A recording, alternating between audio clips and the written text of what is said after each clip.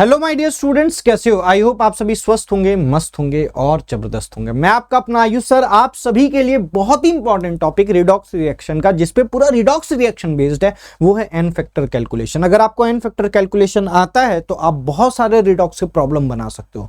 जो बच्चों को टाइट्रेशन से डर लगता है वो टाइट्रेशन के सवाल सॉल्व कर सकते हो, लेकिन बशर्ते आपको एन फैक्टर निकालने आना चाहिए। आप सुने हो कोटा में एक स्टोइकियोमेट्री 2 नाम पे चैप्टर को पढ़ाया जाता है, जहां पर रिडॉक्स रिएक्शन से रिलेटेड सवालों में आपसे अमाउंट के बारे में पूछा जाता है। वहां पर नॉर्मेलिटी कंसंट्रेशन टर्म का भी इस्तेमाल होता है, और उस नॉर्मेलिटी कंसंट्रेशन टर्म को जो गवर्न करता है, जहां पर नॉर्मेलिटी में जहां तक बच्चे फंसते हैं, वो है एन फैक्टर निकालना।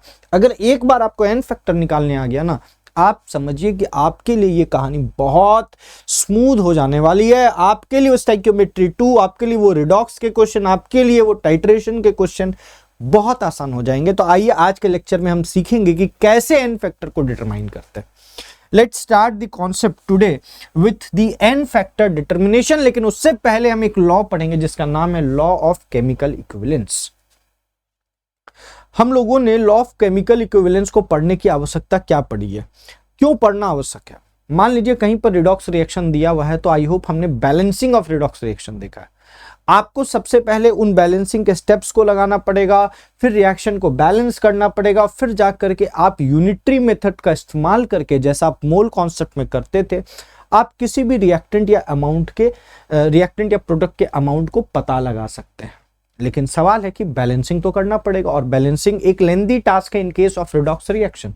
तो इसको शॉर्ट कैसे किया जाए, इसी के लिए एक नया लॉ पढ़ते हैं जिसका नाम है law of chemical equivalence. This is very important for determining. This law is very important. This law is very important in determining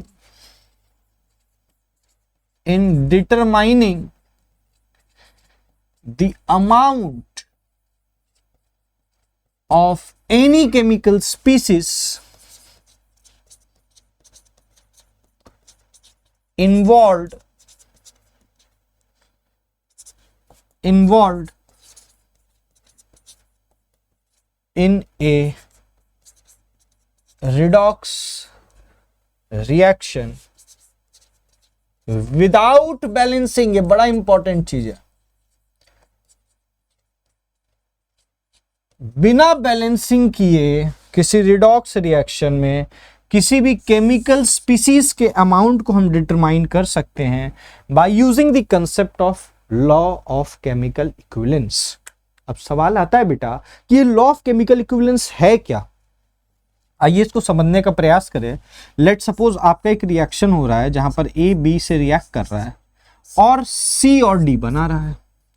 A B से रिएक्ट करके सी और डी बना रहा है। अब सवाल है क्या सिर्फ रिडॉक्स रिएक्शन के लिए law of chemical equivalence apply किया जा सकता है? तो जवाब है नहीं बेटा।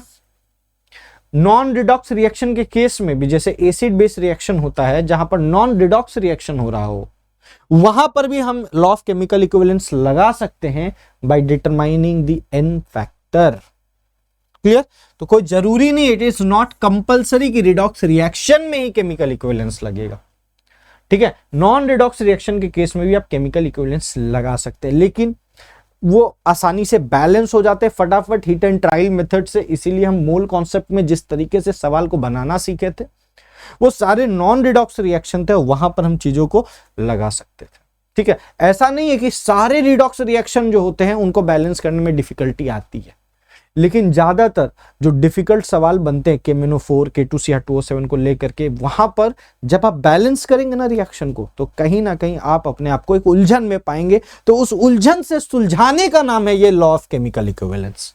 तो इसमें हम लोग क्या पढ़ते हैं बेटा, जब ए और बी आपस में रिएक्ट करेगा और सी और डी बना रहा है, तो एक तरीका तो ये है कि आप इसको बैलेंस करिए। बैलेंस करने के बाद लिखिए इसका ए मोल इसके बी मोल से रिएक्ट करके इसका सी मोल इसका डी मोल बना रहा है, तो इसका x मोल से कितना C मोल बनेगा। दूसरा तरीका क्या है, सुन लीजिए ध्यान से। आपको कुछ नहीं करना, विदाउट बैलेंसिंग आप यहां पर एक टर्म लिख सकते हैं कि द नंबर ऑफ इक्विवेलेंट्स। हमको नंबर ऑफ इक्विवेलेंट्स क्या लिख सकते हैं, the number of equivalents of A will be is equals to the number of equivalents of B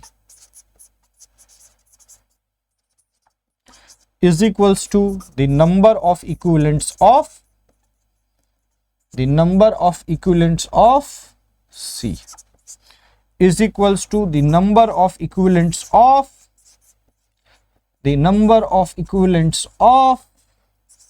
D. Are you getting my point? यहां पर आप डायरेक्टली क्या कर सकते हैं, number of equivalents of A को number of equivalents of B के साथ, या number of equivalents of C के साथ, या number of equivalents of D के साथ डायरेक्टली इक्वेट कर सकते हैं विदाउट बैलेंसिंग। जबकि in case of mole concept हम लोगों ने समझा था कि किसी केमिकल रिएक्शन में अगर किसी केमिकल स्पीसीज का अमाउंट को डिटरमाइन करना है तो पहले उस रिएक्शन को बैलेंस करना पड़ेगा और आप उसके बैलेंस्ड मोल के साथ एक इक्वेशन क्रिएट कर सकते हैं, जबकि यहां पर विदाउट बैलेंसिंग आप इक्विवेलेंट्स को इक्वेट कर सकते हैं।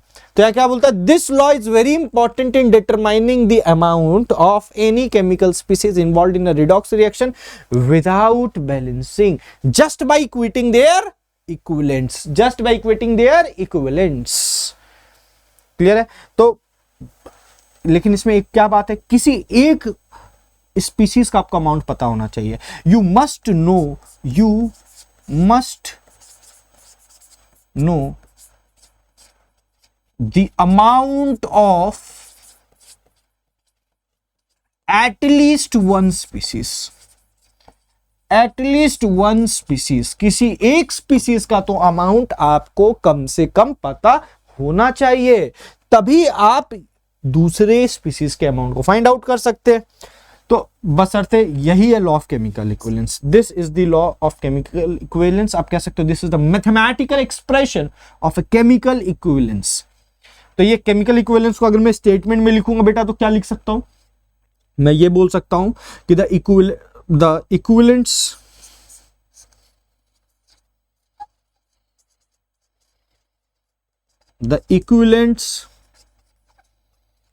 of all the chemical species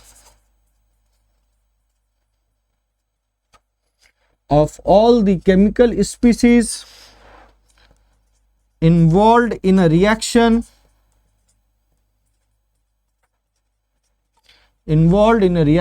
will be equal। क्या बोलता है, जो भी केमिकल स्पीसीज रिएक्शन में इन्वॉल्व होगा उन सारे केमिकल स्पीसीज का जो इक्विवेलेंट्स होगा बेटा वो क्या होगा, बराबर होगा। दिस इज द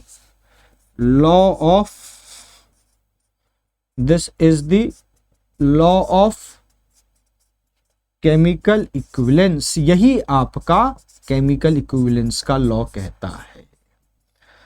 लेकिन इसमें इंटरेस्टिंग बात क्या है कि आपको बैलेंस करने की आवश्यकता नहीं है, आपको बैलेंस करने की कोई आवश्यकता नहीं है। अब मन में अगला सवाल आएगा आपके कि सर इक्विवेलेंट्स को कैसे फाइंड आउट करेंगे। आपने तो बता दिया कि इक्विवेलेंट्स बराबर होंगे, लेकिन अब आप ये भी बताइए कि how to determine the number of equivalents.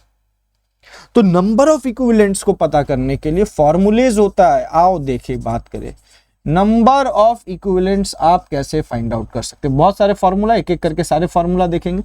सबसे पहला फॉर्मूला आपके सामने जो मैं प्रस्तुत कर रहा हूं वो है given weight upon equivalent weight, given weight upon equivalent weight, given weight upon equivalent weight. अब यहां पर एक नया टर्म निकल करके आ गया, यहां एक नया टर्म निकल के आ गया कि सर ये इक्विवेलेंट वेट क्या है। टेंशन नहीं लेने का, टेंशन नहीं लेने का। इक्विवेलेंट वेट बराबर क्या होता है, molecular weight upon N factor. अब आ गया ना ये टर्म, जिसके बारे में चर्चा हो रही थी वो टर्म आ चुका है, molecular weight upon N factor. अगर मैं इस इक्वेशन को यहां पर पुट करूं तो मेरा एक और इक्वेशन नंबर ऑफ इक्विवेलेंट्स के लिए निकल करके आएगा। ध्यान से देखना बच्चों, ध्यान से देखना। नंबर ऑफ इक्विवेलेंट्स में अगर मैं इस इक्वेशन को यहां पुट करूं तो आएगा बेटा given weight upon molecular weight, और ये डिवाइड वाला ऊपर चला जाएगा इनटू एन फैक्टर। आया क्या, क्या मैं इसको फर्दर इसको देख लो गौर से, क्या ये आपको मोल्स दे रहा है क्या बेटा? यस। तो मैं यहां पर क्या लिखूंगा, जल्दी से बताना, जल्दी से बताना। That is the number of equivalents बराबर moles into N factor. Number of equivalents बराबर क्या लिख दोगे बेटा? Moles into N factor. Number of equivalents बराबर क्या लिख दोगे बेटा? Moles into N factor. अब और भी फॉर्मूलाज यहां पर निकल करके आएंगे आपके लिए। टेंशन की कोई बात नहीं है, टेंशन को साइड करो। क्या मोल्स निकालने का और फार्मूला हम लोगों ने पढ़ा? अरे सर बहुत सारा फार्मूला पढ़े, जितने कंसंट्रेशन टर्म्स है उसमें हम लोग मोल्स निकाल सकते, तो सोच लो उतने सारे फार्मूलाज आ सकते हैं। लेकिन एक मजेदार सा फार्मूला आपको बता रहा हूं जिसका यूज आपको बहुत जगह पर पड़ेगा, तो वो फार्मूला है मोलैरिटी का। तो नंबर ऑफ इक्विवेलेंट्स ये आपको यूज पड़ेगा जो बार बार निकालने का। नंबर ऑफ इक्विवेलेंट्स बराबर क्या लिख सकते हो? मोल्स की जगह क्या लिख सकते हो? Molarity that is capital M into volume, किसमें? लीटर में, इनटू एन फैक्टर। ये भी एक फॉर्मूला। तो अगर आपको किसी केमिकल स्पीशीज का मोलैरिटी पता हो, वॉल्यूम पता हो और एन फैक्टर पता हो, तो भी आप उसका number of equivalents find out कर सकते हैं। ये बहुत ही इंपॉर्टेंट फॉर्मूला है। क्लियर? अच्छा, एक और फॉर्मूला होता है, एक टर्म मैंने बोला था कंसंट्रेशन टर्म में नॉर्मेलिटी, जिसको मैं रिडॉक्स में पढ़ाऊंगा, वो समय आ चुका है, वो समय आ चुका है। तो अगर आपसे कोई पूछेगा what do you mean by normality, तो आप क्या बोलोगे? जैसे नंबर ऑफ मोल्स होते हैं वैसे ही नंबर ऑफ इक्विवेलेंट्स है। तो number of equivalents upon volume of solution, किसमें बेटा? लीटर में। किसमें बेटा? लीटर में। आया क्या बात समझ में? तो number of equivalents upon volume of solution in litres. तो यहां से एक और फॉर्मूला निकल के आया ना बेटा? अरे गौर फरमाओ जरा। Number of equivalents, number of equivalents बेटा क्या लिख सकते हो? इसको इससे मल्टीप्लाई करा दो। क्या मैं इसको कैपिटल एन से दिखा दूं क्या? यस। तो क्या हो जाएगा? N into V, N into V. लेकिन वी किस में होना चाहिए? लीटर में। जहां एन क्या है? नॉर्मेलिटी। और यहां कैपिटल एम क्या है बेटा? मोलैरिटी। कोई दिक्कत है क्या? अगर मैं इस दोनों इक्वेशन को इक्वेट कर दूं, ये दोनों तो नंबर ऑफ इक्विवेलेंट्स बताने का ही काम कर रहे हैं, और ये मान के चलो कि सॉल्यूशन सेम है, तो उनका वॉल्यूम भी सेम होगा। तो जैसे इन दोनों को इक्वेट करूंगा, ये वॉल्यूम वॉल्यूम वाला टर्म कट जाएगा। तो यहां से रिलेशन निकल के आएगा, that is known as relationship between normality and molarity. क्या चीज का रिलेशन निकल के आएगा? Relationship between normality and molarity. आओ समझे ये रिलेशन क्या है, इन दोनों में संबंध कैसा है। जैसे आप इन दोनों को डिवाइड दोगे तो आपका नॉर्मेलिटी बराबर एक फॉर्मूला निकल के आएगा, m into N factor, m into N factor. देख लेना, इस दोनों इक्वेशन को जैसे आप डिवाइड दोगे, इस इक्वेशन को और इस इक्वेशन को जैसे ही आप डिवाइड दोगे, तो क्या आएगा? नॉर्मेलिटी बराबर मोलैरिटी इंटू एन फैक्टर। हाँ, अब बोलेंगे सर कंसंट्रेशन टर्म यहाँ नॉर्मेलिटी ज्यादातर यूज देखने को मिलेगा रिडॉक्स वाले चैप्टर में, जहां पर भी रिडॉक्स रिएक्शन हो रहा हो। आई होप आपको ये तो समझ में आ गया होगा कहाँ रिडॉक्स होगा, कहाँ रिडॉक्स नहीं होगा, कितने तरीके के रिडॉक्स रिएक्शन है, किस तरीके से रिडॉक्स रिएक्शन को बैलेंस हम लोग कर सकते हैं। आई होप आपको ये सारी बातें समझ में आ गई होगी, और अगर नहीं आई है तो आप प्रीवियस लेक्चर हमारा देख सकते हैं। तो आप ये जितने भी फॉर्मूलाज देख रहे हैं, इन फॉर्मूला में एक बात कॉमन है, इन सारे फॉर्मूलाज में एक बात कॉमन है, और वो कॉमन बात क्या है बेटा? वो कॉमन बात है ये एन फैक्टर, ये एन फैक्टर जो हर जगह निकल कर के आ रहा है। अब बोलेंगे सर एन फैक्टर जानने की क्या जरूरत, अगर रिडॉक्स में सारा ही क्वेश्चन में हमको नॉर्मेलिटी दे देगा, फटाफट निकाल लेंगे, नॉर्मेलिटी में आंसर देगा, नॉर्मेलिटी में आंसर पूछेगा। लेकिन एग्जामिनर है होशियार, वो नॉर्मेलिटी में क्वेश्चन ना देगा और मोलैरिटी में दे दिया तब, या नॉर्मेलिटी में देके मोलैरिटी में पूछ लिया, तब क्या करोगे बेटा? तो आपको ज्यादातर सवाल मोलैरिटी दिया जाता है। आप देखे होंगे मोलैरिटी एक ऐसा कंसंट्रेशन टर्म है जिसका केमिस्ट्री में भर भर के यूज है, जिसकी केमिस्ट्री में जबरदस्त यूज आपको नजर आएगा। तो आपको अगर ये पता चल जाए, अगर आपको इसकी वैल्यू पता चल जाए एन फैक्टर निकालने की, एन फैक्टर की वैल्यू पता चल जाए और आपको ये तरीका पता चल जाए, तो आप पूरे रिडॉक्स रिएक्शन को अपने उंगली पे नचा सकते हैं। आइए बात करें कि एन फैक्टर कैसे निकालते हैं। इसमें भी हम लोग डिफरेंट केसेस पढ़ेंगे, वन बाय वन करके केसेस पढ़ेंगे। आज हम लोग केस 1 पहले देखते हैं, फिर केस 2 भी देखेंगे, अगर आज ही देखना है तो 2 केसेस आज देखेंगे, बाकी केसेस नेक्स्ट क्लास में देखेंगे। आइए पहला बोलता है, पहले ये समझो कि एन फैक्टर की जरूरत क्यों पड़ी, व्हाई इट इज रिक्वायर्ड। अगर एन फैक्टर नहीं पता होगा तो क्या होगा? अगर एन फैक्टर नहीं पता होगा तो आप इक्विवेलेंट्स नहीं निकाल पाएंगे, इक्विवेलेंट्स नहीं निकाल पाएंगे, इक्विवेलेंट्स को इक्वेट नहीं कर पाएंगे, इक्विवेलेंट्स को इक्वेट नहीं कर पाएंगे तो बाकी केमिकल स्पीसीज का अमाउंट डिटरमाइन नहीं कर पाएंगे। फिर कई लोग बोलेंगे सर हम तो बैलेंसिंग करेंगे, यूनिटरी लगाएंगे। मैं उनको क्या बोलूं, बहुत ही बढ़िया बोलूंगा, भैया इतना मेहनत आप करना चाहते हैं तो करिए, लेकिन कॉम्पिटिटिव एग्जाम में इतना समय आपके पास नहीं होता है। तो कॉम्पिटिटिव एग्जाम में एक एक मिनट, एक एक सेकंड आपके लिए बहुत इंपॉर्टेंट होने वाला है। उसका utilization, time management is one of the important strategies जिससे कि आप अपने एग्जाम को क्लियर कर सकते हैं। तो आइए बात करते हैं कि determination of N factor, N factor आप कैसे फाइंड आउट कर सकते हैं। N factor for a non redox reaction, non redox reaction का एन फैक्टर कैसे फाइंड आउट करेंगे। तो हम लोग नॉन रिडॉक्स रिएक्शन में नॉन रिडॉक्स स्पीसीज के बारे में बात करें। जैसे मैं अगर बात करूं आपसे, एसिड का एन फैक्टर किसके बराबर होगा, एसिड का एन फैक्टर किसके बराबर होगा, आइए बात करें, आइए कुछ बात करें, आइए कुछ बात करें एक एक करके, ठीक है।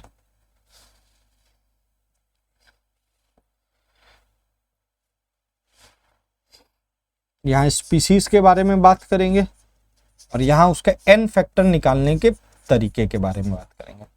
तो एसिड का जो एन फैक्टर है वो किसके बराबर है, तो कई सारी किताबों में आपको लिखा हुआ मिल सकता है कि सर इसके बेसिसिटी के बराबर होगा, लेकिन मैं बता दूं ये इसके बेसिसिटी के बराबर होता है नो डाउट, लेकिन जब आपको केमिकल रिएक्शन नहीं दिया गया, और अगर केमिकल रिएक्शन दिया गया तो आप वहां पर देखिएगा कि एक्चुअली में एसिड ने कितने H+ आयन को डोनेट किया, एक्चुअली में एसिड ने कितने अपने H+ आयन को डोनेट किया है, ठीक है।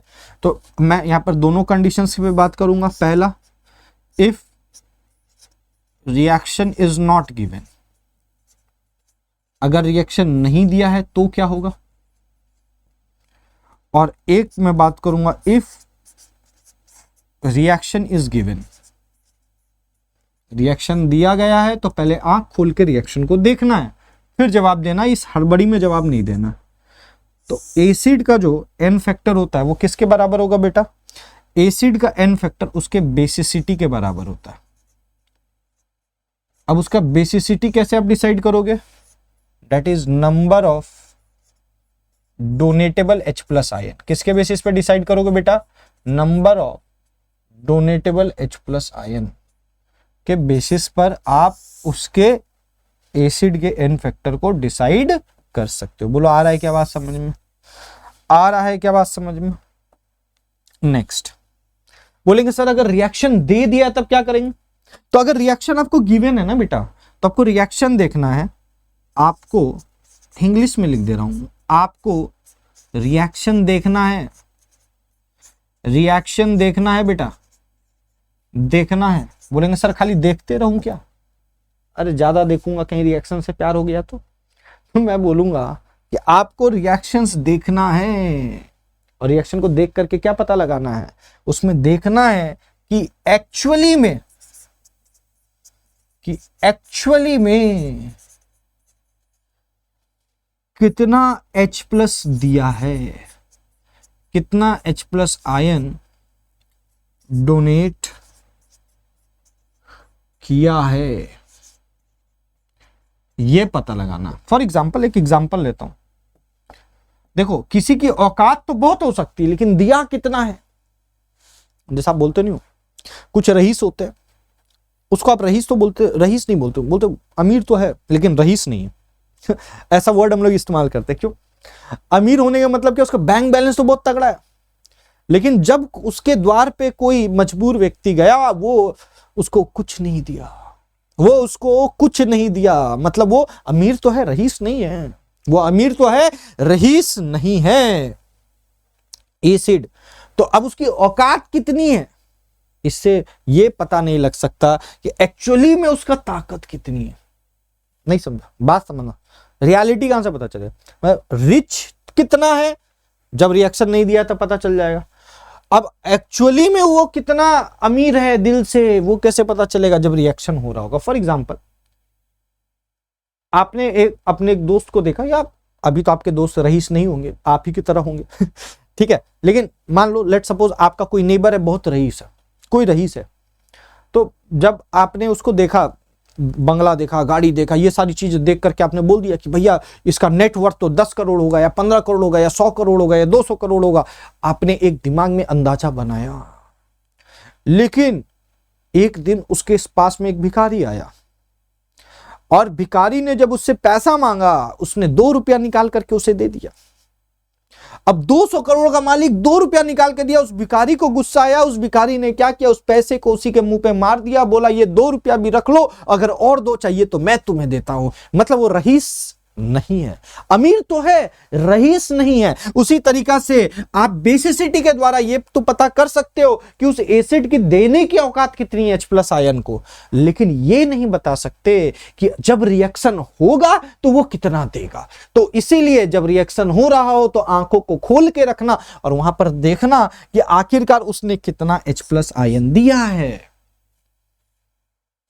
आइए एक एग्जांपल के थ्रू चीजों को समझते हैं। जैसे अगर मैं बात करूं H3PO4 का, तो कोई भी व्यक्ति से पूछोगे सर इसका बेसिसिटी कितना है, कोई भी व्यक्ति बता देगा सर इसका बेसिसिटी 3 है, इसका बेसिसिटी 3 है। ठीक, तो फिर मैंने एक रिएक्शन दिया, बोला अब रियली में इसको टेस्ट भी तो करना पड़ेगा, इसकी औकात कितनी है। H3PO4 प्लस NaOH का मैंने रिएक्शन दिया, और रिएक्शन में नजर क्या आया, रिएक्शन में नजर क्या आया, गौर से देखना। रिएक्शन में यह नजर आया कि भैया देने की औकात तो 3 थी, तो अगर आप इसके बेसिस पे डायरेक्ट लिख दोगे H3PO4 का एन फैक्टर 3 है, तो आप गलत हो जाओगे। मैं क्या बोला, रिएक्शन देगा, रिएक्शन को आंख खोल के देखना एक्चुअली में उसने कितना H+ दिया। देने की औकात 3 थी, दिया कितना, अभी भी 2 बचा के रखा हुआ है अपने पास, दिया कितना, सिर्फ 1 H+ आयन दिया। तो अगर मुझसे कोई पूछेगा इसका एन फैक्टर कितना है, मैं बोलूंगा 1। इसकी औकात कितनी थी देने की, 1 OH माइनस की, और ये अपना 1 OH माइनस दे दिया भैया, तो इसका एन फैक्टर कितना हो गया, 1। इसका एन फैक्टर कितना हो गया है, 1। बोलेंगे 1 कैसे निकाले, सॉल्ट है तो। इसका कितना चार्ज है, सॉल्ट का कैसे निकालते हो। अभी तुम इतना समझो कि कितना चार्ज का रिप्लेसमेंट हुआ है, 1 H+ आयन 1 Na+ के द्वारा रिप्लेस हुआ, मतलब चार्ज कितना, एक चार्ज का रिप्लेसमेंट हुआ। अब वो पॉजिटिव भी हो सकता है, वो नेगेटिव भी हो सकता है, एक चार्ज का रिप्लेसमेंट हुआ, इसलिए इसका एन फैक्टर कितना हो गया, 1। ठीक, वाटर को भी आप छोड़ दीजिए, वाटर को छोड़ दीजिए, वाटर की जरूरत नहीं है मुझे, वाटर की जरूरत नहीं है, इनके एन फैक्टर्स को निकालेंगे। अब देखो एसिड का बात करें, एन फैक्टर कितना है, 3। एसिड का एन फैक्टर तो आप बेसिसिटी देख के 3 बोल देते, लेकिन जब रिएक्शन हुआ तो उसका एन फैक्टर कितना निकल करके आया, उसका एन फैक्टर 1 निकल के आया। इसकी औकात 1 ही की है। दूर से तो लग रहा था बहुत अमीर होगा, और था भी, एक्चुअली में था भी, लेकिन जब रियलिटी नजर आई, जब कोई उससे मांगने आया, बोला पैसा नहीं है यार मेरे पास, 2 रुपया लेना तो ले लो। तो आप एसिड की एन फैक्टर को किस बेसिस पर डिसाइड करेंगे, सिर्फ उसकी बेसिसिटी को देख करके बोलना, यस बेसिसिटी को देख करके कर सकते हैं, लेकिन जब मेरे पास रिएक्शन नहीं दिया हुआ होगा, जब मेरे पास रिएक्शन नहीं दिया होगा, रिएक्शन दिया होगा तो हम चेक करेंगे कि औकात कितनी है, औकात कितनी है। तो बोलेंगे ठीक है सर, ये तो रिएक्शन देख करके पता चल जाएगा, लेकिन जब रिएक्शन नहीं दिया होगा तो उसकी किसी भी एसिड की बेसिसिटी कैसे पता करे भैया, यही तो दिक्कत है। तो आओ मैं तुम्हें बताऊं, अगर रिएक्शन ना दिया हो, अगर रिएक्शन नहीं दिया हो, अगर रिएक्शन नहीं दिया हो तो बेसिसिटी कैसे पता करेंगे? तो जो भी एसिड देगा, कोई भी एसिड का बेसिसिटी, कोई भी एसिड का basicity is equals to number of hydrogen present. लेकिन एक्सेप्ट सम, कुछ एक्सेप्शन याद कर लेना। एक्सेप्ट सम, इसका रीजन हम लोग इनऑर्गेनिक में देखेंगे। एक्सेप्ट सम, एक्सेप्ट सम वो कौन कौन वाले हैं? जैसे H3PO4 याद कर लेना, इसकी बेसिसिटी 3 है। H3PO3 इसकी बेसिसिटी 2 है। H3PO2 इसकी बेसिसिटी 1 है। H3BO3 इसकी बेसिसिटी भी 1 है। दिखता 3 है 1। ये कुछ है, इसको मैं ऊपर लिख देता हूं, इसको याद कर लीजिएगा। क्लियर? इसको याद कर लीजिएगा, ये काम आएगा आपके। क्लियर है? तो दिस इज अबाउट एसिड, कि एसिड के बारे में कैसे पता करेंगे। सिमिलरली आप बेसिस के बारे में भी पता कर सकते हैं। सिमिलरली आप बेसिस के बारे में भी पता कर सकते हैं। समझ गए? अब बेसिस के बारे में कैसे पता करेंगे बेटा? तो इसमें भी वही दो कंडीशन चलेगा, इसमें भी वही दो कंडीशन चलेगा। देखते हैं सेलेक्ट होकर के आ सकता है क्या।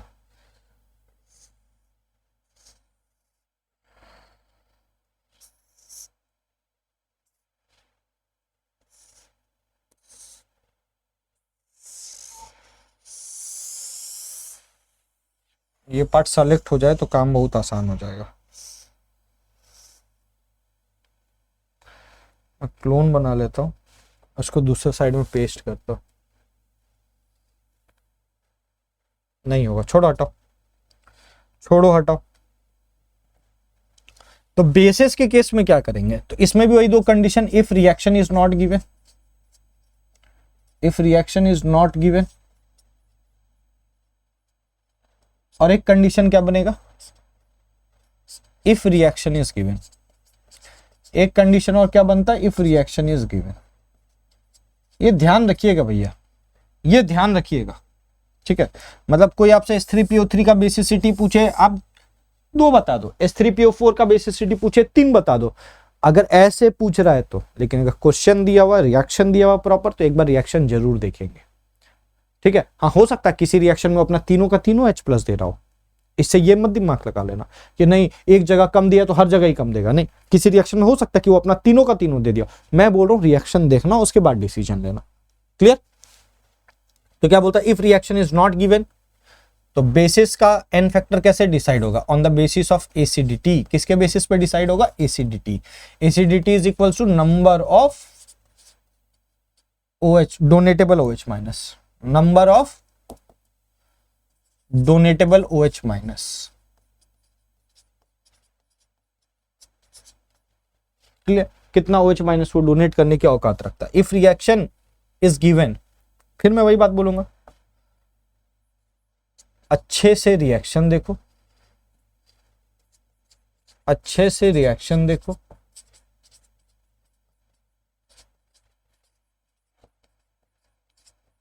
फिर फैसला लो। फिर रिएक्शन देखकर, फिर रिएक्शन देखकर डिसीजन लो कि रिएक्शन में एक्चुअली में उसने कितना OH माइनस दिया है।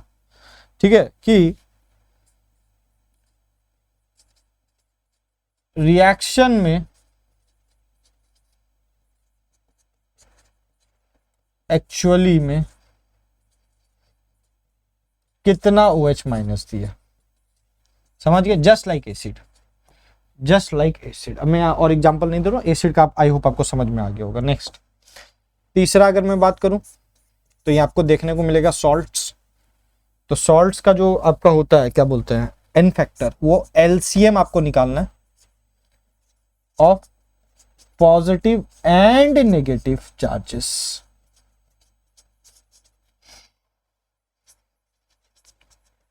present on cation and anion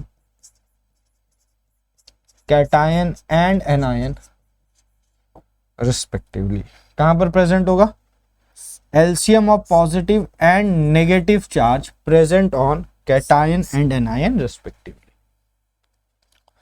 ठीक, लेकिन जब आप LCM निकाल रहे होंगे साइन को नहीं इन्वॉल्व करेंगे। ऐसा नहीं -2 और +2 के बीच में एलसीएम निकालें, आप 2 और 2 के बीच में एलसीएम निकालेंगे। जब एलसीएम निकालोगे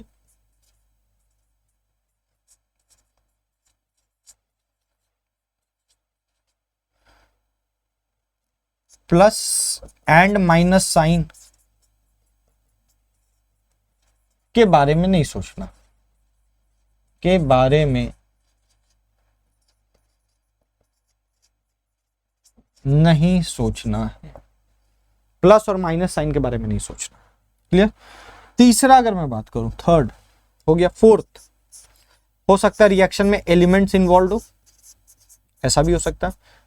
अगर एलिमेंट्स इन्वॉल्व है तो क्या करोगे? एलिमेंट्स का वैलेंसी के बराबर उसका एन फैक्टर होगा। किसके बराबर एन फैक्टर होगा? किसके बराबर एन फैक्टर होगा? जल्दी से बताइएगा। वैलेंसी के बराबर। अगेन बहुत सारे ऐसे एलिमेंट्स मिलेंगे जिनका वेरिएबल ऑक्सीडेशन स्टेट होता है या जिसका वेरिएबल वैलेंसीज होता है। उस केस में रिएक्शन देख करके आप डिसाइड करेंगे। ये नहीं आपने रट्टा मार रखा है बोल दिया, ठीक। इसमें भी इज इक्वल्स टू वैलेंसी होगा जब रिएक्शन ना दिया हो। अब इसी में कुछ लोग आएंगे बोलेंगे सर जो वेरिएबल ऑक्सीडेशन स्टेट शो कर रहे हैं उनका, तो उनका जो स्टेबल ऑक्सीडेशन स्टेट जनरली पाया जाता है वो आप बोलोगे जब रिएक्शन ना दिया गया हो। खाली कोई पूछ रहा है आपसे तब, ठीक है। रिएक्शन दिया हो,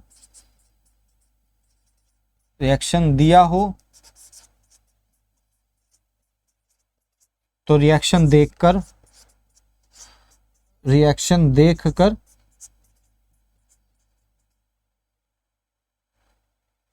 आंसर देना है। रिएक्शन देखकर क्या आंसर दोगे? देखना कि वहां पर वो एक्चुअली में कितना वैलेंसी शो कर रहा है, वहां उसका ऑक्सीडेशन स्टेट क्या हो रहा है, उसके अकॉर्डिंग आप उस एलिमेंट के एन फैक्टर को डिसाइड कर सकते हो। क्लियर? हाँ, एक और चीज आपको देखने को मिलती है, पांचवा आइटम, अगर आयंस दिया हुआ हो तो एन फैक्टर उनके चार्जेस के बराबर होता है, ठीक है। चार्जेस के बराबर होगा। +1 है तो 1 एन फैक्टर, -2 है तो एन फैक्टर 2 हो जाएगा, -3 है तो एन फैक्टर 3 हो जाएगा बेटा। लेकिन ध्यान रखिएगा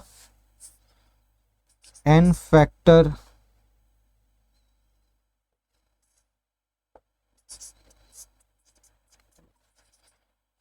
will always be positive, ये always be positive है, ठीक है, नेगेटिव नहीं होगा। इनका ब्लड ग्रुप ऑलवेज भी पॉजिटिव है। क्लियर है? तो ये है तरीका। अगर आपको नॉन रिडॉक्स रिएक्शन दिया गया है तो इतने तरह के स्पीसीज से आपका पाला पड़ सकता है, तो इन स्पीसीज का इन्फेक्टर कैसे निकालना ये होगा आपको समझ में आ गया होगा। आइए कुछ सवाल करते हैं ताकि आपका जो कॉन्फिडेंस है वो और थोड़ा बूस्टअप हो जाए। जैसे आपके पास यहाँ पर सॉल्ट दे दिया, यहाँ सॉल्ट दिया और रिएक्शन भी दिया, आपको इन्फेक्टर निकालना। तो यहाँ पर देखो कितना पॉजिटिव चार्ज है, यहाँ 3 पॉजिटिव है एंड 3 नेगेटिव है। अब डायरेक्ट यहाँ एलसीएम निकाल के 3 नहीं बोल देना। आप देखो यहाँ चार्ज का रिप्लेसमेंट कितना होता है सॉल्ट के केस में भी, ठीक है। सॉल्ट के केस में भी रिएक्शन दिया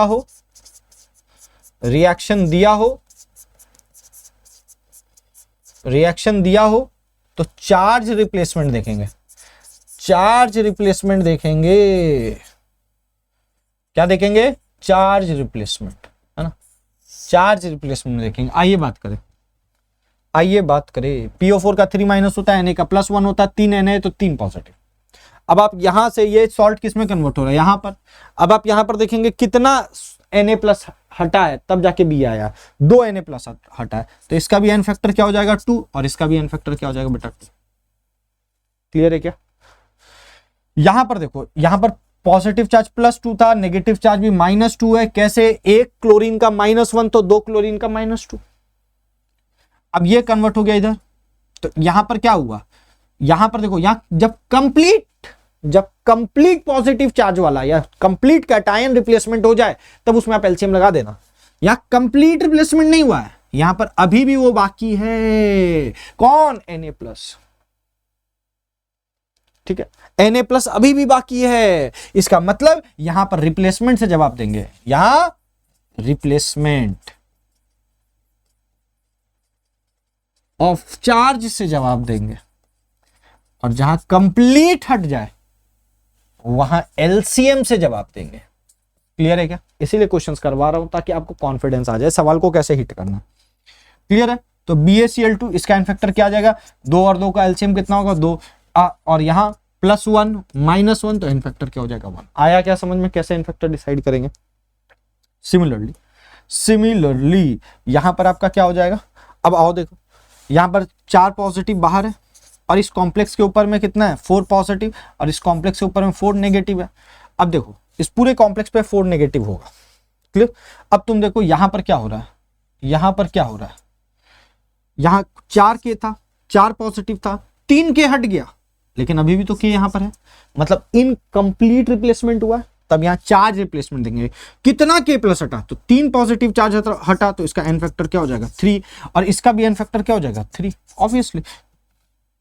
अब यहां पर क्लोरीन का आगे Fe था, यहां क्लोरीन के आगे की आ गया कंप्लीट रिप्लेसमेंट। तो अब आप यहां पर कैसे जवाब दोगे? ये हो गया +3, हो गया -3। एलसीएम एन फैक्टर क्या जाएगा? 3, और इसका 1 ले लो, या 3 और -3 ले लो, कुछ भी ले लो, लेकिन साइन नहीं लेकर के करेंगे, एलसीएम निकालेंगे। 3 और 3 का एलसीएम कितना जाएगा? 3। यहां +1, यहां -1, यहां इन फैक्टर क्या हो जाएगा? 1। क्यों? नेगेटिव और पॉजिटिव साइन लेकर के एलसीएम फाइंड आउट नहीं करेंगे। आओ बात करें यहां पर, यहां पर क्या है? +2, एक सोडियम का +1, 2 का +2, यहाँ -2, यहाँ +2, यहाँ भी -2। मैं -2 क्लोरीन का नहीं लिख रहा हूं, मैं एक क्लोरीन का -1, 2 क्लोरीन का -2, यहाँ +2, यहाँ -2, यहाँ +1, यहाँ -1। यहाँ देखो, यहाँ पूरा सोडियम था, यहाँ पूरा रिप्लेसमेंट हो गया, यहाँ भी पूरा बेरियम था, यहाँ सोडियम आ गया। कंप्लीट रिप्लेसमेंट है भाई। कंप्लीट रिप्लेसमेंट में क्या निकालना है? एलसीएम। 2 और 2 का एलसीएम कितना हो जाएगा? 2। 2 और 2 का एलसीएम कितना हो जाएगा? 2। 2 और 2 का एलसीएम कितना हो जाएगा? 2। 1 और 1 का एलसीएम कितना हो जाएगा? 1। आया क्या? अरे आया क्या? क्लियर है क्या? एक चीज बताते रहो, बहुत लोग ऐसे भी निकालते, बहुत लोग जवाब ऐसे भी देते, सर यहाँ 2 नेगेटिव है, यहाँ +1 है, इनका एलसीएम क्या आएगा? 2। तो भी आंसर वही निकल करके आएगा, तो भी आंसर। मैं टोटल चार्जेस देख करके एलसीएम निकालता हूं, टोटल चार्जेस देख करके, टोटल पॉजिटिव चार्ज कितना है, टोटल नेगेटिव चार्ज कितना है, उनका एलसीएम निकालता हूं। कुछ लोग इंडिविजुअल चार्जेस को लेकर के एलसीएम निकालते हैं। आंसर वही आना है। टेक्निक एक रखो, लेकिन टेक्निक एक रखो। क्लियर है क्या? आइए नेक्स्ट केस 2 देखते हैं। केस 2 क्या बोलता? For a redox reaction. अभी तक बातें नॉन रिडॉक्स की किए हैं, अब बातें रिडॉक्स की करेंगे। क्लियर? अगर रिडॉक्स रिएक्शन हो रहा है तो उसमें क्या ध्यान रखना? Reaction in which, redox reaction में क्या ध्यान रखना हो? देखे, reaction in which only one element undergoes oxidation and one other element of the other compound undergoes reduction. क्या बोलता है? कोई एक कंपाउंड है, उसका कोई एक एलिमेंट ऑक्सीडाइज कर रहा है, और कोई दूसरा कंपाउंड का कोई दूसरा एलिमेंट रिड्यूस कर रहा है, और इस प्रकार से रिएक्शन हो रहा है। फॉर एग्जाम्पल, जिंक है और यहां CuSO4 है, यहां CuSO4 है। क्या होगा? ये बना दिया कंपाउंड ZnSO4 और साथ में बना दिया कॉपर।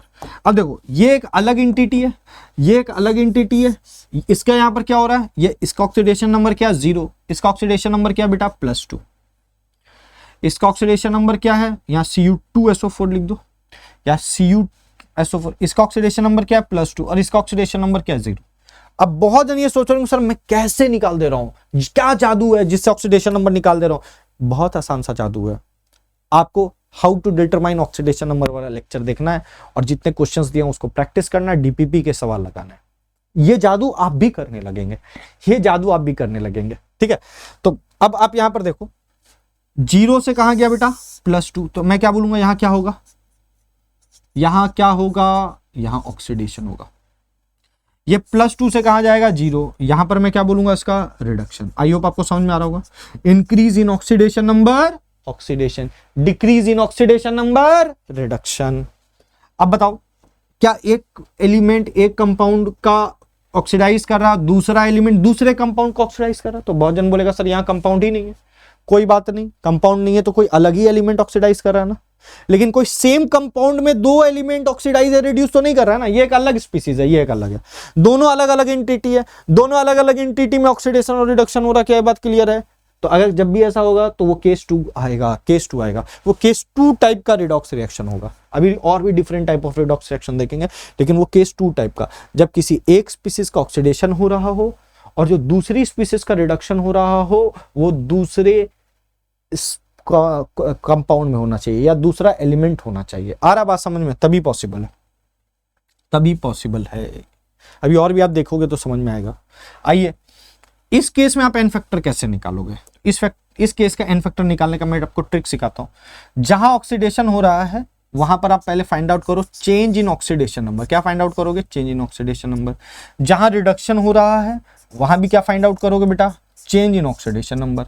यहां चेंज इन ऑक्सीडेशन नंबर कितना कह रहा है? 0, 2। आंसर क्या दे दोगे? 2।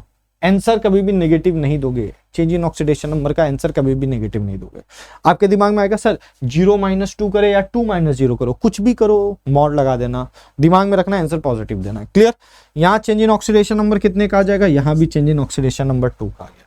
यहाँ तक क्लियर है? अब मुझको जिसका एन फैक्टर निकालना है, लेट सपोज मुझे इसका एन फैक्टर निकालना है, जिंक का। तो जिंक का एन फैक्टर कैसे निकालूंगा? तो मैं देखूंगा यहाँ जिंक का कितना आइटम है, या कंपाउंड दिया होगा या एलिमेंट दिया होगा, कुछ तो लिखा होगा 1 2 3। कुछ नहीं लिखा है तो मैं 1 मान करके चलूंगा, कुछ नहीं लिखा है तो नंबर ऑफ एटम्स को 1 मान के चलूंगा। तो जिंक का नंबर ऑफ एटम कितना हो गया? 1 into change in oxidation number कितना है? 2। आंसर क्या आ जाएगा? आंसर क्या आ जाएगा? 2। उसी तरीका से अब कॉपर सल्फेट, अच्छा जिंक का क्या हो रहा है? ऑक्सीडेशन। तो मैं इसे क्या कह सकता हूं? ये मेरा रिड्यूसिंग एजेंट है, ये मेरा रिड्यूसिंग एजेंट है। यहाँ कॉपर का क्या हो रहा है? रिडक्शन। तो कॉपर का रिडक्शन हो रहा है, लेकिन कॉपर किस केमिकल स्पीसीज में मौजूद है? CuSO4 में। तो मैं इस पूरे CuSO4 को क्या कह सकता हूं? Oxidising agent. इस पूरे CuSO4 को क्या कह सकता हूं? Oxidising agent. ये सारी चीजों को मैं प्रीवियस लेक्चर में पढ़ा चुका हूं। अगर आपने प्रीवियस लेक्चर नहीं देखा, पहले लेक्चर 1 से स्टार्ट करिए, रिडॉक्स का देखना। Is it clear? तो आपको चीजें बहुत स्मूथली समझ में आएगी। अब 1.25 1.5 में भी आप अपने लेक्चर को देख सकते हो, जिस हिसाब से आप कंफर्टेबल फील करो। क्लियर? ऑल्दो मैं बहुत आराम से पढ़ाता हूं तो आप इसको थोड़ा स्पीड बढ़ा सकते हो। मैं धीरे इसलिए पढ़ाता हूं, ये देखो बढ़ाना आपके हाथ में है, आप घटा भी सकते हो, लेकिन मेरा ये नॉर्मल स्पीड है ना। आप इसको बढ़ाना चाहो तो बढ़ा सकते हो। अब यहां पर क्या होगा? अब मुझे कॉपर सल्फेट का एन फैक्टर निकालना है। मैं कॉपर का निकालूंगा, मतलब कॉपर सल्फेट का निकल गया। जैसे कॉपर मेरा ऑक्सीडाइजिंग एजेंट है, लेकिन कॉपर सल्फेट मेरा ऑक्सीडाइजिंग एजेंट कहलाएगा, क्योंकि इसका ओरिजिन कहां से है? कॉपर सल्फेट से है। जैसे अगर आप अच्छे कर्म करेंगे, आप अच्छे काम करेंगे, तो सराहना आपके माँ बाप को मिलेगी कि यार कितना अच्छा परवरिश दिया है। और अगर आपने एक बुरा काम किया तो बदनामी भी आपके माँ बाप के होगी कि कितना बुरा संस्कार दिया। ठीक उसी प्रकार से कॉपर सल्फेट जो है, अगर कॉपर सल्फेट में कॉपर का रिडक्शन हो रहा है तो मेरे को क्या समझ में आएगा कि भैया कॉपर सल्फेट मेरा ऑक्सीडाइजिंग एजेंट है। जब मैं कॉपर का एन फैक्टर निकालूंगा तो मेरा कॉपर सल्फेट का एन फैक्टर निकल करके आएगा। क्लियर है क्या ये बात? ओके। एन फैक्टर बराबर क्या होगा? Change in oxidation number. कितने का है? 2। और नंबर ऑफ एटम्स कितना है? मैं बोलूं कॉपर के नीचे क्या लिखा हुआ? कुछ नहीं लिखा हुआ, मतलब 1। तो 1 × 2 बराबर 2 आ गया। अगेन यहां भी निकालना होगा एन फैक्टर। तो यहां जिंक का ही ऑक्सीडेशन हो रहा है, तो चेंज इन ऑक्सीडेशन नंबर कितना हो जाएगा? 2। नंबर ऑफ एटम कितना है? 1। तो 1 × 2। यहां पर भी नंबर ऑफ एटम कितना है? 1। चेंज इन ऑक्सीडेशन नंबर कितना है? 2। तो 1 × 2, answer will be 2। Answer will be 2। तो यहां से क्या समझे? एक फॉर्मूला निकल करके आया एन फैक्टर का। जब भी रिडॉक्स रिएक्शन हो रहा होगा, जब भी रिडॉक्स रिएक्शन हो रहा होगा, कैसा रिडॉक्स रिएक्शन होना चाहिए? एक स्पीसीज का ऑक्सीडेशन, दूसरे स्पीसीज का रिडक्शन, लेकिन ये दोनों अलग अलग एंटिटी के फॉर्म में रिएक्शन में प्रेजेंट होने चाहिए, ये दोनों अलग अलग फॉर्म में रिएक्शन में प्रेजेंट होने चाहिए। क्लियर है? अरे बोलो बेटा, यहां तक कोई दिक्कत है? यहां तक कोई फंडा में दिक्कत है क्या? तो यहां से एन फैक्टर का फॉर्मूला क्या निकल करके आया?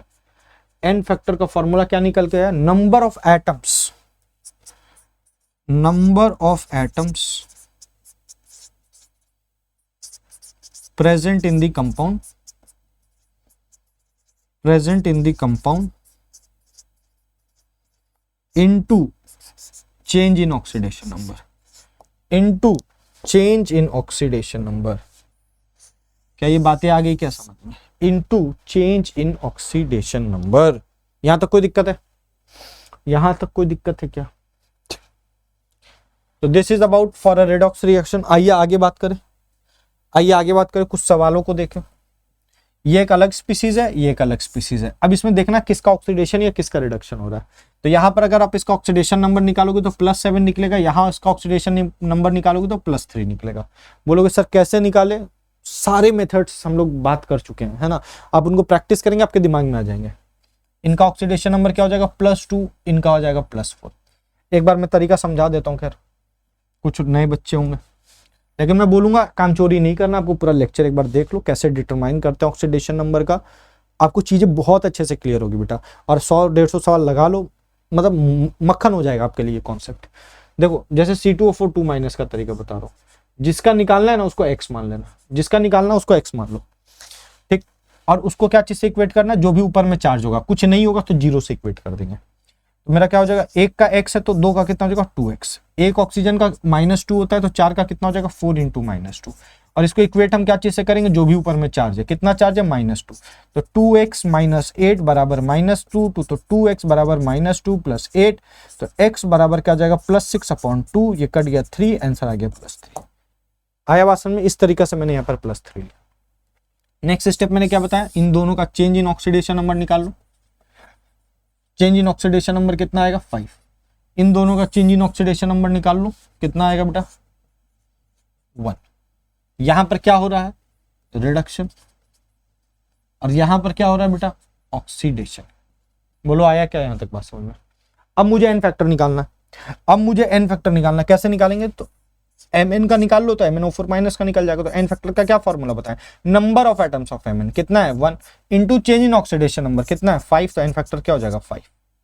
अब मुझे यहाँ पर C2O4 का निकालना, तो एन फैक्टर ऑफ C2O4 2- क्या निकलेगा? जो कार्बन का निकलेगा वही C2O4 2- का होगा। तो अब यहाँ पर देखो नंबर ऑफ एटम्स कितने? कार्बन के 2 into change in oxidation number कितना है? 1। तो answer will be 2। Answer will be 2। Mn का निकालना, नंबर ऑफ आयंस एटम कितना? नीचे कितना लिखा हुआ? 1। बहुत जन ऊपर देखकर 2 लिख देता है, नीचे देखना 1। Change in oxidation number 5। N factor क्या हो जाएगा? 5। नंबर ऑफ एटम्स कितना है कार्बन का? 1। चेंज इन ऑक्सीडेशन नंबर कितना आ रहा है? 1। आंसर क्या हो जाएगा एन फैक्टर का? तो जो इस कार्बन का होगा वही कार्बन डाइऑक्साइड का होगा। क्लियर है क्या? तो इस तरीके से आप किसी भी कंपाउंड का जो ऑक्सीडेशन और रिडक्शन में पार्टिसिपेट कर रहा है, आप उसका एन फैक्टर निकाल सकते हैं। यहाँ रिडक्शन हो रहा है तो MnO4- मेरा क्या है? एक स्ट्रॉन्ग ऑक्सीडाइजिंग एजेंट है। यहाँ इसका ऑक्सीडेशन हो रहा है तो ये मेरा क्या हो जाएगा? एक प्रकार का रिड्यूसिंग एजेंट हो जाएगा। क्लियर है क्या? तो ये सारी चीज आपको निकालने आनी चाहिए। बाकी लॉ ऑफ केमिकल इक्विवेलेंस में कुछ नहीं, मोलैरिटी वॉल्यूम देगा, तुरंत हो जाएगा खेल। लेकिन एन फैक्टर निकालने आपको आना चाहिए। इसका प्रैक्टिस करिएगा। जो जो सवाल मैंने दिया इसको दोबारा घर पे वापस से लगाइएगा। इस सवाल को अभी वीडियो को स्टॉप करके खुद से पहले लगाओ, फिर वीडियो को ऑन करना, आंसर देखना। आइए बात करें यहाँ पर, आइए बात करें यहाँ पर इसका ऑक्सीडेशन नंबर क्या हो जाएगा? 0। इसका ऑक्सीडेशन नंबर यहाँ पर क्या हो जाएगा? +2। इसका ऑक्सीडेशन नंबर कितना हो जाएगा? +2.5। और इसका ऑक्सीडेशन नंबर कितना हो जाएगा? -1। अब बहुत जन ये सोचेंगे कैसे लिख दिया, फिर मैं वही बात बोलूंगा, एक बार उठा कर देखो कि कैसे ऑक्सीडेशन नंबर निकालते हैं, फिर चीज आपके लिए आसान हो जाएगी बेटा। यहां क्या हो रहा है? रिडक्शन। क्या हो रहा है? रिडक्शन। तो चेंज इन ऑक्सीडेशन नंबर क्या आएगा निकल करके? 1। यहां पर क्या हो रहा है? ऑक्सीडेशन। यहां पर क्या हो रहा है? ऑक्सीडेशन। तो चेंज इन ऑक्सीडेशन नंबर क्या निकल करके आएगा? 0.5। चेंज इन ऑक्सीडेशन नंबर क्या निकल करके आएगा? 0.5। क्लियर? तो यहां से एन फैक्टर आपका क्या हो जाएगा? नंबर ऑफ एटम्स कितना है 2 into change in oxidation number कितना है 1, आंसर क्या आ जाएगा 2। यहां पर बात करें n factor, number of atoms कितने हैं 2, चेंज इन ऑक्सीडेशन नंबर कितना है 0.5, आंसर क्या आ जाएगा 1। क्लियर है? यहां पर आ जाओ, नंबर ऑफ एटम्स कितने नजर आ रहे हैं 1, चेंज इन ऑक्सीडेशन नंबर कितना बेटा 1, n फैक्टर क्या हो जाएगा 1, नंबर ऑफ एटम्स कितने हैं 4, चेंज इन ऑक्सीडेशन नंबर कितना है 0.5, n फैक्टर क्या आ जाएगा। पहले n फैक्टर निकालने पे कमांड करेंगे, फिर हम लोग इससे रिलेटेड सवाल करेंगे। ठीक है, 2 लेक्चर्स लगेंगे, पहले n फैक्टर निकालना सीखो, फिर हम लोग इस पे सवाल भी करेंगे। तो इस तरीके से सवाल बनते। केस 2 आ गया क्या समझ में? केस 1 आपका नॉन रिडॉक्स था, केस 2 में रिडॉक्स पढ़े, और वो भी कैसा रिडॉक्स जिसमें एक सब्सटेंस ऑक्सीडाइज कर रहा हो, दूसरा सब्सटेंस रिड्यूस कर रहा हो। आइए नेक्स्ट क्वेश्चन देखे। इसका ऑक्सीडेशन नंबर निकाल लो, +5 है। इसका ऑक्सीडेशन नंबर आपको निकल के आ जाएगा +20/9। कैसे? +2/0.9 इसको ऊपर भेज दो तो हो जाएगा +20/9। आया क्या बात समझ में? ये हो जाएगा आपका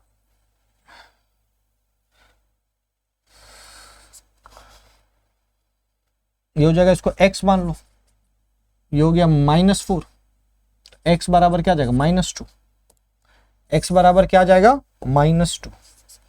इसका +3 है, आयन है, तो जो ऑक्सीडेशन नंबर नजर आ जाए वही उसका ऑक्सीडेशन स्टेट हो जाएगा। अब यहां चेंज इन ऑक्सीडेशन नंबर, यहां क्या हो रहा है रिडक्शन, और यहां पर चेंज इन ऑक्सीडेशन नंबर कितने का हो रहा है बेटा 7 का। अच्छा से घटाना, 5 -2, क्या करोगे 5 -2, आंसर क्या आएगा 7। बोलो सब -2 आगे रखेंगे, घटा लो -7 आएगा, आंसर आपको प्लस में ही देना है, तो इसलिए मैंने क्या लिखा है 7। घटाओ आगे से चाहे पीछे से, आंसर प्लस माइनस का चेंज आएगा, आंसर आपको पॉजिटिव ही देना है। क्लियर? यहां पर आयरन का क्या हो रहा है ऑक्सीडेशन, पूछेगा चेंज इन ऑक्सीडेशन नंबर कितने का है, 3 - 20/7 करो 7/9 आ जाएगा, माइनस करना आ जाएगा। अब मुझे n फैक्टर निकालना, तरीका वही है। नंबर ऑफ एटम्स नाइट्रोजन के कितने बेटा 1, चेंज इन ऑक्सीडेशन नंबर कितना हुआ 7, मल्टीप्लाई कर दो 7 आ जाएगा। मुझे यहां पर n फैक्टर फाइंड आउट करना है, नंबर ऑफ एटम्स कितने हैं 0.9, चेंज इन ऑक्सीडेशन नंबर कितना है 7/9, इसको नीचे ले आओ, ये 9 कर दिया, 7/10 कितना हो जाएगा 0.7।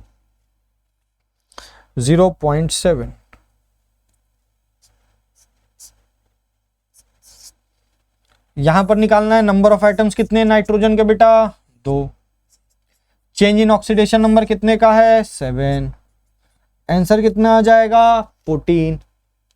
यहां n फैक्टर निकालना तो क्या करना पड़ेगा, नंबर ऑफ एटम कितना है आयरन का 1, चेंज इन ऑक्सीडेशन नंबर कितना है 7/9, आंसर क्या आ जाएगा 7/9।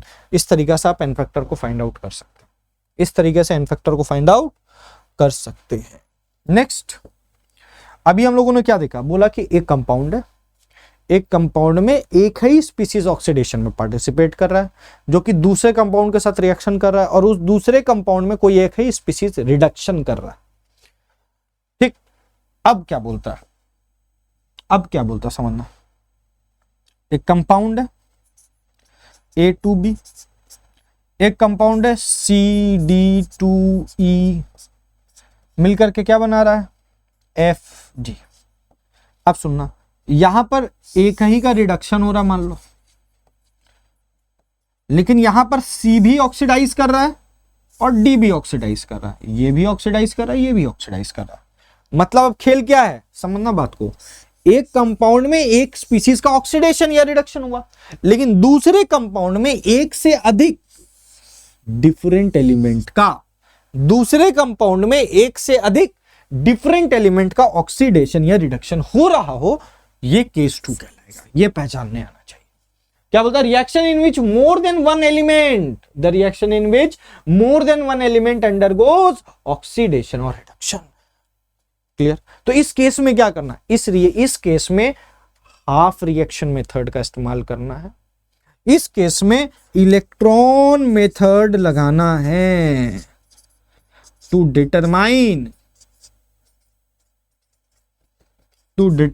n फैक्टर, इलेक्ट्रॉन मेथड क्या कहता है, ये कब लगाएंगे, इसका हाफ सेल अलग से बैलेंस करेंगे, इसका हाफ सेल अलग से बैलेंस करेंगे, पहला पॉइंट।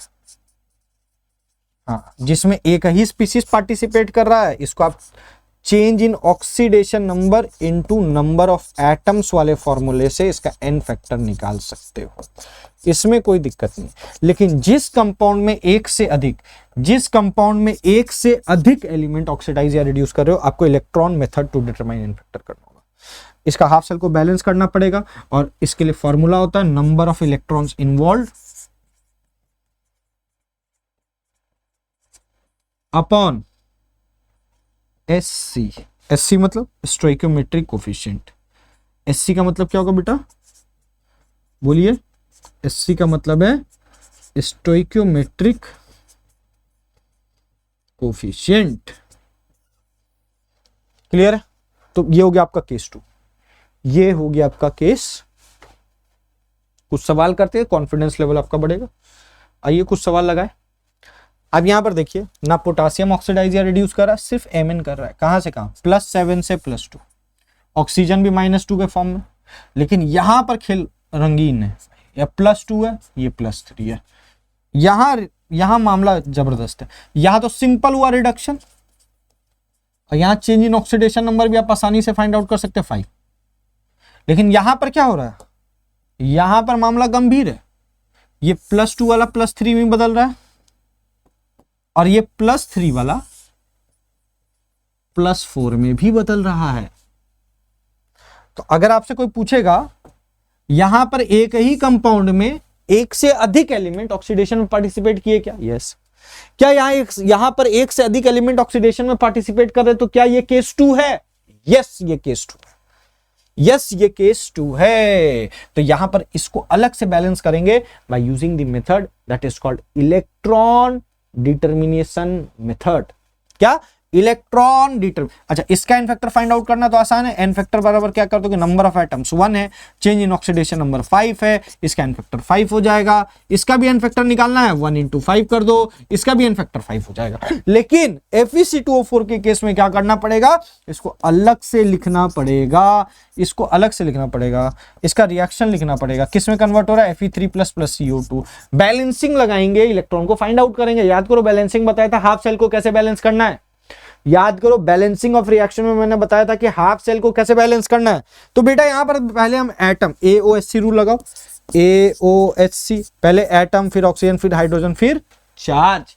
क्या रूल लगाना है हाफ रिएक्शन के लिए, AOHC। पहले एटम बैलेंस करो, आयरन कितना 1, कार्बन कितना 2, यहां पर 2 लगा दो। अब ऑक्सीजन बैलेंस करेंगे, ऑक्सीजन बैलेंस हो गया, इधर भी ऑक्सीजन 4 है, इधर भी ऑक्सीजन 4 है, फिर हाइड्रोजन तो है ही नहीं, तो फिर किसको बैलेंस करेंगे, चार्ज को बैलेंस करेंगे। यहां चार्ज को बैलेंस करेंगे, तो चार्ज कितना है यहां पर +3, तो मुझे यहां क्या करना पड़ेगा, 3 इलेक्ट्रॉन को इन्वॉल्व कराना पड़ेगा। हो गया काम खत्म। Number of electron involve in this reaction, कितना इलेक्ट्रॉन इस रिएक्शन में इन्वॉल्व हुआ है, आंसर क्या बोलोगे, 3। तो अगर मुझे एन फैक्टर निकालना होगा, तो मैं इसका एन फैक्टर क्या निकालूंगा, 3/1। इसका स्टोइकियोमेट्रिक कोफिशिएंट क्या है, कुछ नहीं है तो 1 है, कुछ नहीं है तो 1 है। इसका एन फैक्टर भी क्या आ जाएगा, 3/1, और इसका एन फैक्टर क्या आ जाएगा, 3/2। तो अगर मुझसे कोई पूछे FeC2O4 का एन फैक्टर क्या है, मैं बोलूंगा 3। Fe3+ का एन फैक्टर क्या है, मैं बोलूंगा 3। CO2 का, तो मैं बोलूंगा 3/2। मैं क्या बोलूंगा, 3/2। आई होप आपको समझ में आ गया होगा, बहुत आसान है। जिसका निकालना है, जिस कंपाउंड में एक से अधिक एलिमेंट ऑक्सीडाइज या रिड्यूस करो, उसको अलग से लिख करके नंबर ऑफ इलेक्ट्रॉन इन्वॉल्व निकाल लो, number of electron involve upon stoichiometric coefficient. ये फॉर्मूला को दिमाग में फिट कर लीजिए। क्लियर है? आइए एक सवाल और करते हैं, एक सवाल और, अंतिम सवाल। ये हो गया +7, ये हो गया +2। या चेंज इन ऑक्सीडेशन नंबर कितने का हो गया बेटा, 5। एन फैक्टर क्या हो जाएगा, number of atoms into change in oxidation number, answer क्या आ जाएगा, 5। अब यहां पर देखो, यहां पर +1 है, ये -3 है, ये +1 वाला +2 में गया ऑक्सीडेशन, ये -3 वाला +5 में गया, यहां भी ऑक्सीडेशन। तो क्या आप इसको normal change in oxidation number method से फाइंड आउट कर सकते हैं क्या एन फैक्टर? मैं बोलूंगा नहीं। कैसे फाइंड आउट करेंगे? तो इसके लिए हमको Cu3P को अलग से लिखना पड़ेगा।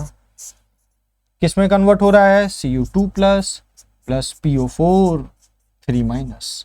रूल कौन सा लगाएंगे? AOHC। बोलेंगे सर मीडियम क्या है, कैसे पता करेंगे? कुछ नहीं दिया हुआ, एसिडिक मीडियम के बेसिस पे बैलेंस कर लो। एक्चुअली में अगर नहीं दिया तो आप इसको देख करके पता कर सकते हो। Mn+7 से किस में जा रहा है? +2 में। Mn+7 से किस में जा रहा है? +2 में। ये तभी पॉसिबल है जब मीडियम क्या होगा? एसिडिक। जब मीडियम क्या होगा? एसिडिक। चलिए मैं एक रिएक्शन के बेसिस पर सिर्फ कौन कौन सा एलिमेंट कहाँ कहाँ चेंज होता है इस पे भी आपको एक वीडियो दे दूंगा। एन फैक्टर निकालने के बाद एक वीडियो इस पे दे दूंगा ताकि आपको कभी कोई कंफ्यूजन ना हो। क्लियर? अब यहाँ 3 Cu है, यहाँ 3 Cu लिख दो। फास्फोरस 1 है, फास्फोरस 1, ऑक्सीजन इस तरफ 4 है, तो अपोजिट साइड में क्या करेंगे? 4H2 ऐड कर देंगे। इधर हाइड्रोजन 8 है तो इधर क्या करेंगे? 8H+ ऐड कर देंगे। तो इस तरफ कितना पॉजिटिव चार्ज हो गया? 11 पॉजिटिव। इस तरफ कोई चार्ज नहीं है तो पॉजिटिव चार्ज साइड में इलेक्ट्रॉन को ऐड कर देंगे। कितना? 11 इलेक्ट्रॉन को, ताकि इधर भी न्यूट्रल हो जाए, इधर भी न्यूट्रल हो जाए। मैंने बोला इलेक्ट्रॉन को उस साइड ऐड करना जहां पर नेगेटिव चार्ज कम हो या पॉजिटिव चार्ज ज्यादा। जितना नेगेटिव चार्ज कम उतना इलेक्ट्रॉन ऐड करेंगे, जितना पॉजिटिव चार्ज ज्यादा उतना इलेक्ट्रॉन को ऐड करेंगे। तो नंबर ऑफ इलेक्ट्रॉन इन्वॉल्व निकल गया क्या? यस। अब formula N factor, number of electron 11, stoichiometric coefficient 1, number of electron involved 11, stoichiometric coefficient 3, number of electron involved 11, stoichiometric coefficient 1। अब मुझसे कोई पूछेगा Cu3P का एन फैक्टर क्या है तो मैं बोलूंगा 11। मुझसे कोई पूछेगा Mn2+ का एन फैक्टर क्या है, ये तो सिंपल निकल गया 1 × 5, आंसर विल बी 5। लेकिन Cu2+ का तो मैं बोलूंगा 11/3, यहां पर आंसर विल बी 11। तो इस तरीका से आप एन फैक्टर निकाल सकते हैं। ध्यान रखिएगा, जो भी कंपाउंड में एक से अधिक एलिमेंट ऑक्सीडाइज या रिड्यूस करते हैं तो उनसे रिलेटेड प्रोडक्ट्स का भी एन फैक्टर को आपको किस तरीका से फाइंड आउट करना है? By using this balancing method. इसको हम लोग इलेक्ट्रॉन मेथड कहते हैं for determining an factor. Clear है? तो आई होप आपको ये सारी चीजें समझ में आई होगी। आज हमने केस 1 पढ़ा, नॉन रिडॉक्स रिएक्शन के लिए केस 2 पढ़ा, रिडॉक्स रिएक्शन केस 3 भी पढ़ लिया जहां पर एक ही कंपाउंड में एक से अधिक एलिमेंट का ऑक्सीडेशन या रिडक्शन हो रहा हो। ऐसी वीडियोस के लिए आप हमें कर सकते हैं लाइक, सब्सक्राइब जरूर कर लीजिए, बेल घंटी जरूर दबा लीजिए और शेयर करना मत भूलिए अपने दोस्तों के बीच में। बहुत मजेदार कंटेंट, आपके काम का कंटेंट लेकर के आता हूं, फ्री ऑफ कॉस्ट है ये सारी चीजें। और ये जेई एडवांस लेवल तक, मतलब बेसिक से एडवांस तक लेकर के जा रहा हूं। जिसको केमिस्ट्री सीखने में इंटरेस्ट है वो पूरा केमिस्ट्री को बेसिक से सीख सकता है, चाहे वो नीट का एग्जाम हो, चाहे जेई का एग्जाम हो, चाहे बोर्ड का एग्जाम हो, सब कुछ वो क्रैक कर सकता है जिसको एक बार केमिस्ट्री आ गया। मिलते हैं आपसे नेक्स्ट वीडियो में, तब तक के लिए स्वस्थ रहे, मस्त रहे और जबरदस्त रहे।